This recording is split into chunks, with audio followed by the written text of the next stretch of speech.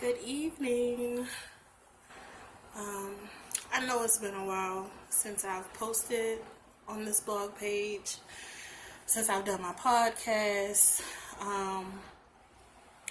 but there have just been some things going on that I needed to process, that I needed to kind of vent about, and honestly, I just missed this so much, and just the recent events that have been happening in our country just really compelled me to reach out and to vent to you all as I have in the past, and to kind of hope that you can help me engage in this dialogue and help each other to kind of process what's been going on. I know the main thing that everybody is dealing with right now is COVID-19 and this pandemic and just everything being shut down. But even in the midst of that, we're still dealing with some of the same BS that we've been dealing with for years, for generations, for centuries. And it's really getting to a point where it's like, okay, how can we combat this in a way that's actually going to be effective? How can we have this conversation and be completely honest about it and come up with some actual solutions to fix what's going on in this country? I know during this pandemic, a lot of people are home and we're enjoying, just that time where we can be home and kind of relax and drink or socialize or TikTok or do whatever we're doing to kind of keep ourselves in a good mood despite everything that's going on right now. But we also need to be grown enough and mature enough and brave enough to have the uncomfortable conversations. And that's really what I need to do, because it's necessary when you're constantly seeing people who look like you and people who look like my brother and my father and my sister and my mom repeatedly being slaughtered and being lynched and being attacked just for the way that they were born, the way that they look. And so I have kind of just been trying to process it, trying to figure out what I can do to contribute to the revolution, contribute to the change, contribute to the solution, and not just be one of those people who is reposting or sharing the memes and the stories and the screenshots, but not actually being a part of the conversation. So, as you all probably know, it's been a lot going on as far as Ahmaud Arbery being shot down in the street like an animal by people who honestly remind me of the KKK. Seeing that brings me back to Rosewood. You know what I'm saying? One of the first movies that I ever saw where it really showed me that hatred and that racism. And it traumatized me as a young child, but from that moment forward, I knew, that's not right. That's not something that we should be allowing, and that's something that we should combat. And so we're seeing, even now in 2020, in the middle of this pandemic, instead of being at home with your families and worried about your health and being safe, people are still out here exercising their hate and taking people's lives just for going for jogs. And, it's just something that is sickening, honestly. It's sad and unfortunate that that man has lost his life because people looked at him and prejudged him and decided to hate him without knowing him. Breonna Taylor being murdered in her home by the police. That's not getting as much press or media attention as Ahmaud's murder is, but That's still someone's daughter that was living in her home, minding her own business, and was shot down by the police. And so this is something that it happens often, and every so often, every now and then, we'll get these cases like this where, you know, the media wants to catch on and jump onto it, and everybody wants to talk about it, but it happens more often than we realize. And so it's kind of like a, you know, when is enough enough? I'm sorry, I'm hot. I gotta turn my air down because I'm burning up. And I've been drinking wine, and I've been burning my sage and burning my incense and trying to make sense of it, but none of that has worked thus far. So this is my next, you know, attempt to try to make some sense of it, and hopefully y'all can help me with that. And then I come across the video today of Miss Amy Cooper, the most recent Karen terrorist that called the police on a black man because he asked her to put a leash on her dog in Central Park. A park that had signs that said that it was mandatory for you to have a leash on your dog if you're walking it through the park.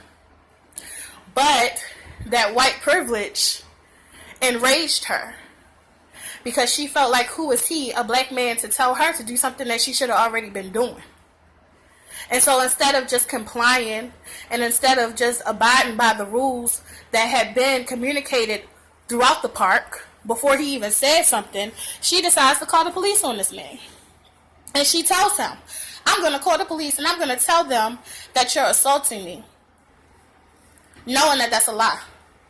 And he told her, he said, call the police. I want you to. Because you're the one breaking the law, not me. And it's a whole video of him recording her. And she's on the phone with the police. Her dog is freaking out because even the dog knew that she was foul. Even the dog knew she wasn't living right. The dog is freaking out, and she almost strangled the damn thing while on the phone with the police, lying, telling them that he's assaulting her and her animal. And just situations like this baffle me because it's so much deeper. I know we make jokes about it. I know we got memes about it. But this Karen thing, this Karen, these white people, and it could be a man, it could be a woman, it could be a Carl, it could be a Karen. These Karens are terrorists. And I don't know if y'all are familiar with Amanda Seals, but I follow her. I follow her podcast. I encourage y'all to watch that, listen to that. She has a book out. I encourage you to read that. I follow her on Instagram, and she's also on The Real, but I don't really watch that show. But I've been a fan of hers for a long time because she has a way of being able to articulate what is currently going on and what's been going on, as well as challenging it and challenging us as people, as black people, people of color, the ones who are the victims of this terrorism, to really stand up against it, speak on it, act on it.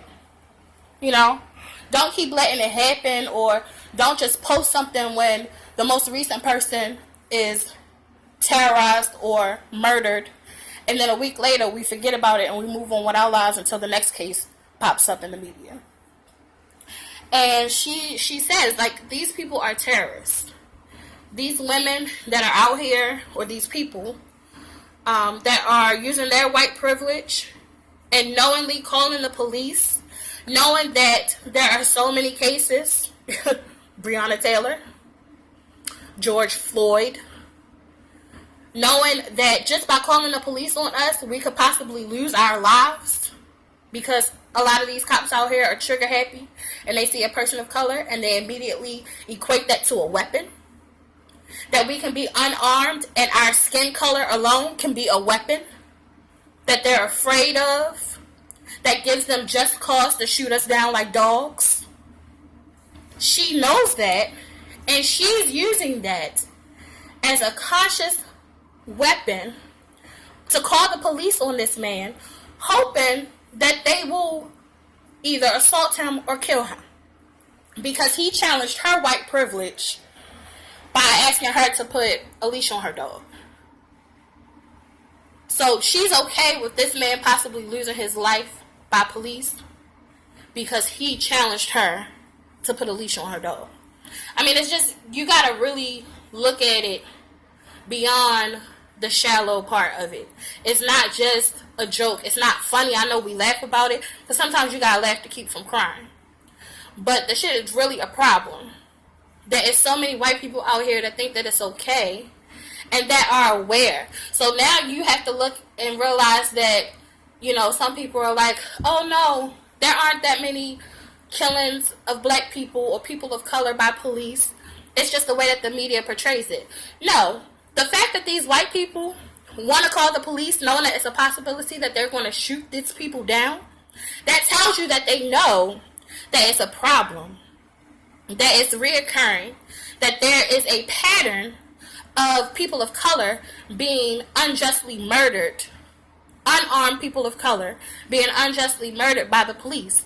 And now they're wanting to use that as their weapon of choice. Like, you can't sit there and deny the problem, but then try to use it as a weapon. So, that just,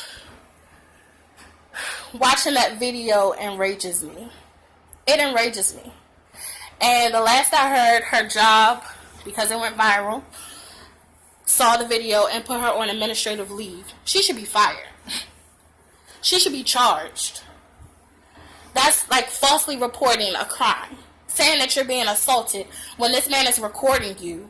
He recorded you before you even got on the phone with the police, saying that you were going to call them and lie and say that he was assaulting you when he hadn't. That's a crime. So, you know, it's just so much going on. And it's already a hard time with this pandemic and a lot of people being in the house. And you don't realize that that isolation can have a huge impact on your mental health. You know, just kind of getting caught in your head. And I'm already like super sensitive to certain things. So, you know, when you see these videos, you have to really process it. You can't think that you can just watch Ahmaud being shot down in the street and that doesn't have an impact on your mental. You can't think that you can sit there and watch that video of that police officer having his knee in George Floyd's neck for 5 to 10 minutes. Literally hearing that man begging for his life, begging for his mother, a grown man, begging for his mother until he loses consciousness. Basically taking his last breath. You're watching that. You know, you can't think that that's not going to have an impact on your mental. It is. It is. And either it's going to traumatize you or it's going to desensitize you. And a lot of us have become desensitized to it, and it's not something that we should look at as normal or okay. Not in any way, shape, or form. People in Minneapolis are turning up. And they should be. They should be. Because that whole comply, when you get pulled over, just do whatever they ask you to do. Pull out your license and registration. Be cordial. Don't talk back. That doesn't work. People are still being murdered. They're trying to say that George Floyd resisted arrest. There is video footage showing him sitting on the ground, and they just started messing with this man. He did not resist. He did not deserve to have that. And even if he did, he did not deserve to have a knee on his neck to the point where he lost consciousness. To have a knee on your on your neck for 10 minutes, that's excessive force. But they don't get called accountable for that.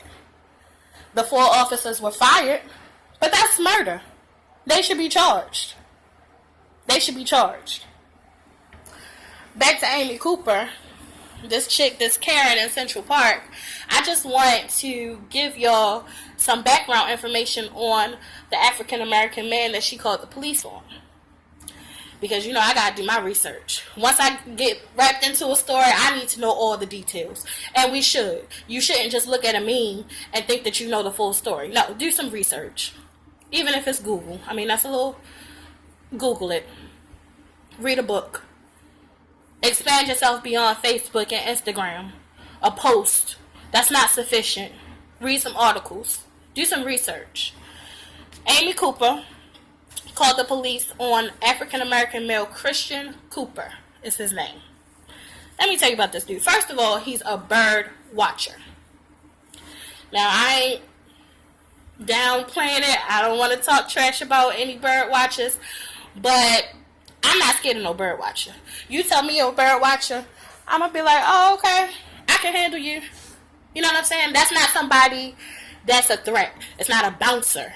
It's not some 350-pound, stocky black man that she saw and was immediately intimidated by. This man wore glasses. I mean, he looked like he was in fit. He was in nice little shape, but he was a bird watcher. Like, come on. Also, board member of Audubon Society, Harvard graduate, former Marvel comic book editor, and current science editor. Harvard graduate. This man was out there watching birds. And he probably just didn't want to get bit by somebody's loose dog in the park. That's not a problem. He had every right to ask her to put that dog on a leash. But despite all of that education and him being, quote unquote, an assimilated black man, he done did everything they want us to do. They want us to keep our heads down, do what they want, learn what they want us to learn. I'm sure he ain't have a whole lot of classes about the civil rights movement at Harvard. He didn't learn how to be a black man at Harvard. Maybe how to survive in the white world. But he did everything that they say that they want us to do. And that still was not enough. He still got treated like a nigga in Central Park. He still got the police called on him. He still got lied on. That's what got Emmett Till killed. A white woman running her mouth about a black boy, whether he whistled at her or not, it did not warrant what happened to him. These white women, these Karens, it's terrorism. It's terrorism. It's hate crimes. That's a hate crime.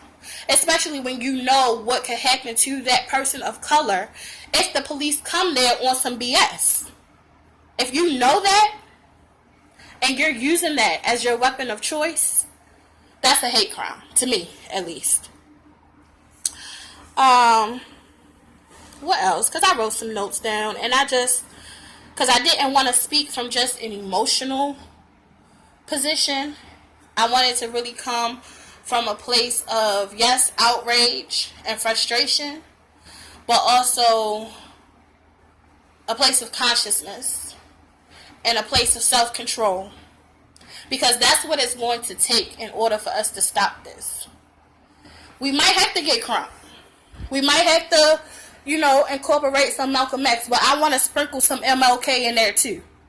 You see what I'm saying? I'm not afraid to go the Malcolm X route. Because we've tried everything else and it didn't work. So if we got to turn up, if they can just come in our homes and shoot us down like dogs, then we should be able to protect ourselves.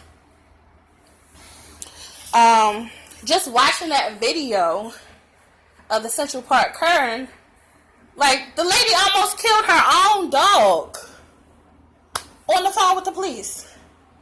Like, that's mind-boggling to me.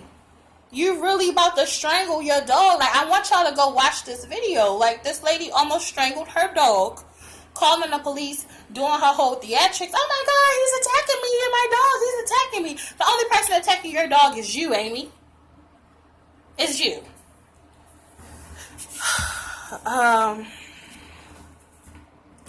What else? I'm sad.